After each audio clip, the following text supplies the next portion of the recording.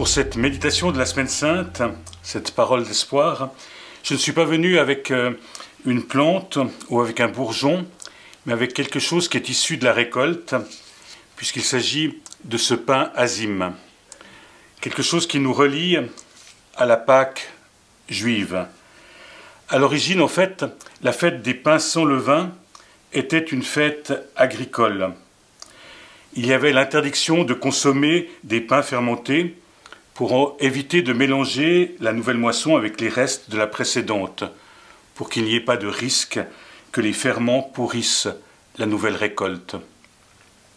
Mais comme toutes les fêtes hébraïques, il y a eu une historicisation de cette fête et on l'a liée à la Pâque juive. La Pâque signifie en effet aussi bien le renouveau, un recommencement, non pas le renouveau de la moisson qui chaque année donne de nouvelles récoltes, mais un renouveau historique, la libération du peuple hors de l'esclavage d'Égypte pour une vie au service de Dieu. Le rite alors des pains azim signifie qu'il ne faut pas prendre avec soi, dans cette vie nouvelle qui est offerte au peuple, des restes de la vieille vie, des restes de l'esclavage, de ces ferments de servitude, d'humiliation, de haine, d'amertume, qui pouvaient germer alors dans le cœur des esclaves hébreux sous la domination des Égyptiens. Dieu ouvre devant son peuple un chemin nouveau. Il faut alors se séparer de tous ces ferments anciens pour s'attacher à une pure confiance. Ce rite des pains azim est encore très présent dans la fête domestique de la Pâque juive. Il y a, on le sait bien, le nettoyage de la maison pour se débarrasser de tous les produits fermentés. Et dans certaines régions, il y a aussi une fête spécifique du pain fermenté, de la recherche du pain fermenté.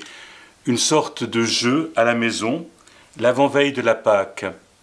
La maîtresse de maison va cacher des morceaux de pain dans un sachet, des morceaux de pain fermentés un peu partout dans la maison, et les enfants, pendant la nuit, devront aller les chercher, les retrouver, et chaque fois qu'ils en trouvent un, ils doivent s'exclamer « Oh oh, on est passé à côté d'un très gros risque !»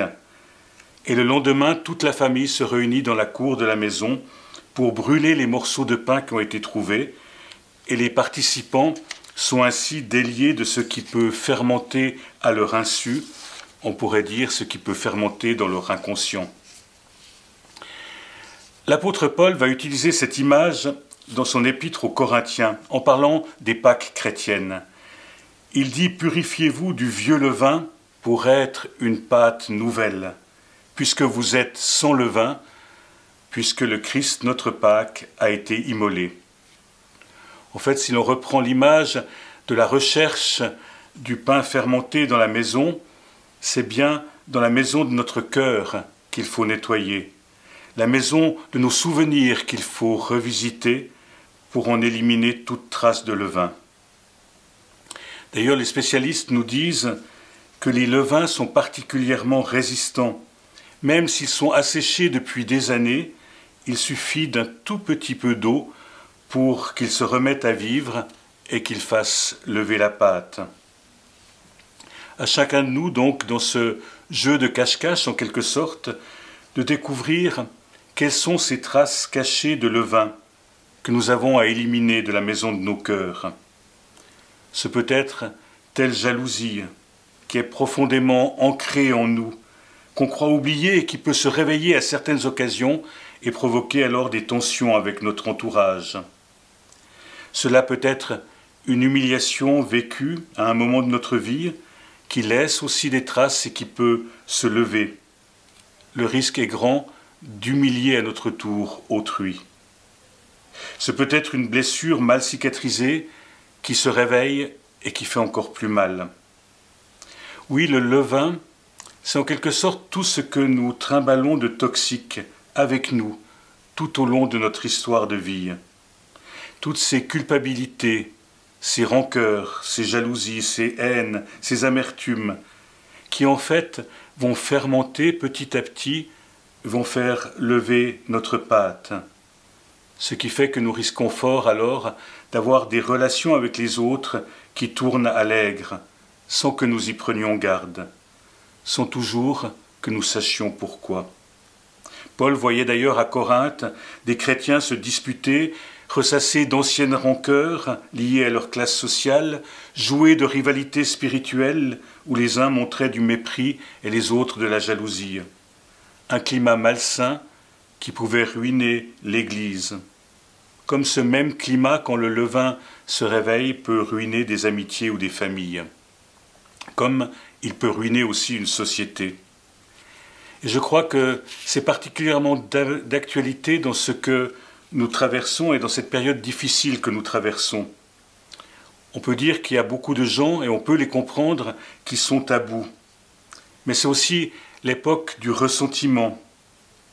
Il y a une sorte de rumination des expériences désagréables qui entretiennent l'amertume. On risque aussi d'oublier sa propre responsabilité et de mettre la faute sur les autres, et tout particulièrement sur ceux qui nous gouvernent. On est dans cette société du ressentiment où des tas de levains d'amertume peuvent se réveiller. Alors comment sortir de cette situation? Paul dit bien « Vous êtes des pains sans levain, car le Christ, notre Pâque, a été immolé. » Tout ne dépend donc pas de nous. C'est le Christ qui agit en nous par sa force de vie, par son amour, par sa lumière. Et il peut nous éclairer pour que nous puissions trouver dans la nuit de nos cœurs ces levains cachés. Soudain alors, telle blessure peut être vraiment guérie par une parole de consolation. Telle jalousie peut n'avoir plus guère de sens avec un peu de distance et un peu d'humour. Telle haine peut être vaincue par le pardon. Ce n'est plus alors une exhortation morale, mais c'est plutôt une promesse. Promesse de renouveau, et l'on peut toujours, comme à la fin du rite juif, brûler tous ces restes de levain en priant pour que ces levains inconscients ne nous nuisent plus et ne nuisent plus à nos relations. Bien sûr, nous ne changeons pas totalement, automatiquement, nous sommes toujours de la même pâte, on ne recommence pas notre vie, mais ce qui permet de la faire lever peut se modifier. Non le levain de la pourriture, de la désagrégation qui entraîne vers la mort, mais une autre puissance, une puissance qui est celle de la vie, de la résurrection, du royaume. Alors ce levain cesse d'être négatif. N'est-ce pas aussi ce que cherche à dire Jésus dans une courte parabole? Le royaume des cieux, dit-il, est semblable à du levain qu'une femme a pris et mis dans 3 mesures de farine jusqu'à ce que la pâte soit toute levée. Levain de l'amour, du pardon, de la vérité, qui permet à la pâte que nous sommes de lever et de nous épanouir, et qui permet aussi à nos relations de croître dans un climat sain, non plus alors une société du ressentiment, mais une société de la solidarité et de la communion, où nous pouvons partager ensemble le pain. Je vous souhaite de très belles fêtes de Pâques.